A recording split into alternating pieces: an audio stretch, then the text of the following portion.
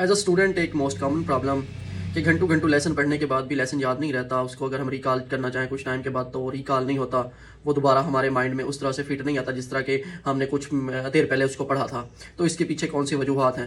हमारे पास जो प्रॉब्लम है ना, हम नोट्स को बार बार पढ़ते हैं। हमारा जो माइंड है उसकी एक नेचर है, एक वे है कि वो किस तरह से चीज़ों को एक्सेप्ट करता है। हमारा जो माइंड है वो चीज़ों को रीडिंग से एक्सेप्ट नहीं कर रहा होता, वो एक्सेप्ट करता है जस्ट रिकॉल को। जब हम बार बार उस चीज़ को रिकॉल करते हैं तो वो माइंड के अंदर एक स्केच बन जाता है जिसकी वजह से चीज़ें हमें याद रहती हैं। अगर हम कुछ टाइम के बाद उनको दोबारा पढ़ते हैं तो वो उसी तरह से हमारे माइंड में होती हैं और हम उसी वे से उसको रिपीट कर देते हैं।